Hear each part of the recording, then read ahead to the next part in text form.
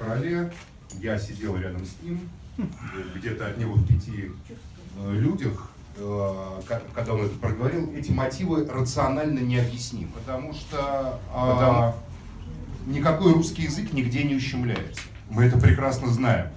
Ни в одной из республик, ни в одном из субъектов Российской Федерации никто реально не привел примера, ни одного конкретного факта ущемления русского языка. Более того, я не знаю ни одного русского человека, который, изучая татарский или кабардинский или иной язык, перестал быть русским. Он становится русским, который знает еще другой язык, так же как вот я, допустим, знаю немецкий язык. Там свободно достаточно, учился в немецкой школе по 4 часа ежедневно у меня было в спецшколе немецкого языка. Я же не стал немцем, правда, от этого. И русский язык, да, у меня была 3 по русскому, надо признаться в это, пришло время. Но не потому, что немецкий мы изучали, а потому что просто вот так у меня было. За содержание 5, за грамотность, ну уж извините, там, между 2 и 3. Поэтому проблема не в этом совершенно. Проблема в политической плоскости лежит. Дело в том, что наделение народов правом изучать свои языки и отрицание государственного языка – это была советская позиция, выраженная Лениным. Поэтому сворачивание всей памяти о советской власти и позитивные, и оставление только негативной – это есть главная задача современной власти, взявшей курс на реставрацию самого жуткого, самого неприятного монархически-империалистического государства. У Ленина была ясная позиция. Великий русский язык, язык Толстого, ну, Достоевского Ленин, как говорится, не любил, Толстого, Чехова, Гоголя он упоминает именно в этой работе. Это язык, который не нуждается в специальном директивном изучении, с бюрократической поддержкой. Это язык, который сам по себе, по мере развития капитализма и общества, по мере развития технологий, будет изучаться народами.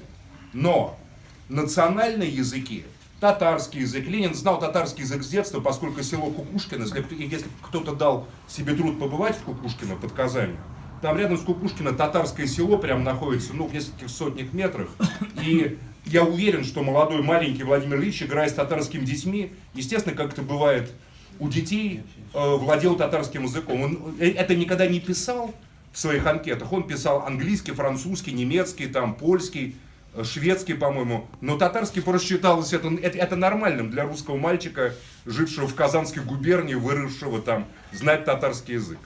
Тем более, если ты как бы общаешься с людьми, а он был из среды социал-демократов, то есть незаносчивых людей, которые не боялись и не презирали татарский народ, там, чувашский народ, другие народы. Поэтому его позиция была такая ясная совершенно. Национальные языки надо обязательно изучать в школе на системной основе для того, чтобы представители народов Российской империи чувствовали себя комфортно и с помощью национальных языков могли получать доступ к современному политическому знанию. Напомню, речь шла про страну, где большая часть населения была неграмотна и не владела не то что русским языком, но и грамотности на национальных языках не было как таковой. И алфавиты многие, и вообще семантическая школа национальных языков, конечно, появилась в советское время. Современная власть превращает Россию просто в корпорацию, главная задача которой добывать нефть, газ, полезное ископаемое с транспортировкой их потом за границу, или на Запад, либо в Китай, в ущерб, естественно, населению страны. В Китае по 80 копеек газ продается, а, допустим, в Красноярском крае по 5,20 он продается своим же людям. В этой ситуации иметь разветвленную систему национального культурного представительства, кабардинскую, не знаю, балкарскую, татарскую, адыгскую и еще 162 народа могу перечислить, это большая угроза для корпоративной власти. Для власти, которая строит корпоративное, назовем вещи своими именами, фашистское государство. Потому что корпоративное это и есть фашистское государство. Им нужен один единый субъект, который мобилизуется средствами массовой информации и политическими институтами.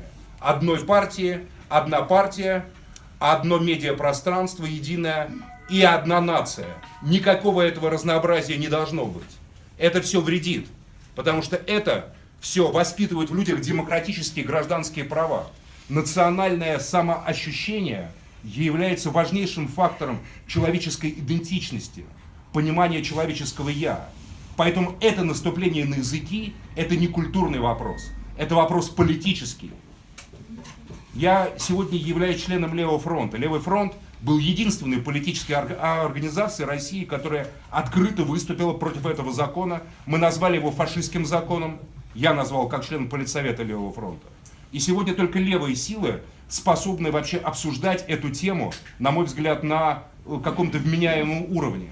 Мы заметим, что по национальному вопросу ни у либерально-демократической оппозиции нету никакой системной позиции, ни у власти, которая, хотя многие представители народов входят в Единую Россию и понимают, к чему может это привести, но, как говорится, теплое место же не потеряешь, как говорится, и смотрят, и там говорят, да, чего изволите власти, а своим братьям и сестрам говорят, ну вы же сами понимаете, ну мы же должны, как говорится, ну как-то так, как же, я же не могу оставить пост депутата Государственной Думы или члена Совета по какому-нибудь там еще, или еще что-то такое. Ну вы же сами понимаете, мы же все люди, все должны заботиться.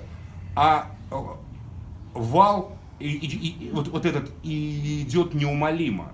Этот закон в первом чтении прошел, если мне память не изменяет. Пока его отклонили? До сентября. В сентябре. Ну, если Путин сказал, ну как вам кажется, как он пойдет? Тяжело пойдет? Я, конечно, буду настаивать, и в том числе на том, что фракция КПРФ, с которой у меня есть нормальные отношения, голосовала против, и «Справедливая Россия» голосовала против. Но 52% Единой России, поэтому по-любому, голосуй, не голосуй, в данном случае, говорится, все в порядке. Поэтому только, я считаю, общественная, широкая коалиция демократическая способна защитить это безусловное гражданское демократическое завоевание. Не надо связывать его с коммунизмом или с Лениным. Я цитирую Ленина только потому, что он высказывал совершенно ясно по этому вопросу. И политика советской власти вытекала из позиции Ленина. Не надо государственного обучения русского языка, потому что русский язык свое возьмет. Ленин с большой симпатией относился к русскому языку. А вот национальные языки необходимо и поддерживать, и государственно защищать. И это важный момент. Я предлагаю, чтобы не останавливаться на словах, я думаю, это уже сегодня говорили, просто потому что мы много это обсуждали заочно с Русланом, с другими присутствующими здесь людьми, как бы собрать постоянно действующий демократический союз народов России. Или демократическую конференцию народов России. Как угодно. Хочу сразу предупредить, все, кто заявит о желании участвовать в таком органе общественном гражданском, ждут репрессии.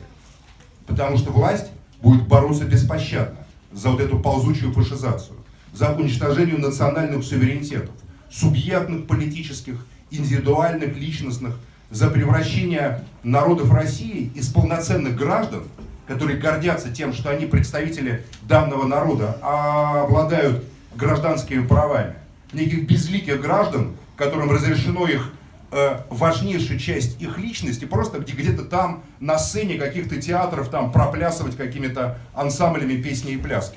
Это преступление, против которого, безусловно, надо, хотя я ничего не имею против хороших ансамблей песни и пляски, еще раз говорю, но это другая вещь совсем.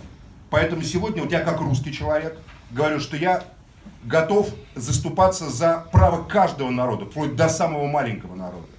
Самый маленький народ это айны, по-моему, в Российской Федерации. Айнов уже, есть потомки айнов, нет языка.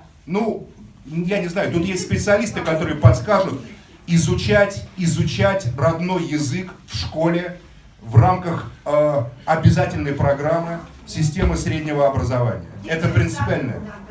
Это уже детские сады, это уже как бы не входит в систему обязательного образования, это уже на усмотрение детского сада. Но школа, давайте, чтобы не размывать, остановимся на школе. Это принципиальный вопрос гражданских прав, который касается как представителей народов, так и огромного русского народа, который сейчас противопоставляют народам России, сознательно противопоставляют, натравливая на него. Это черносотенная шовинистическая политика должна получить демократический ясный отпор. Спасибо. Спасибо, Максим Леонардович, за очень ценный ваш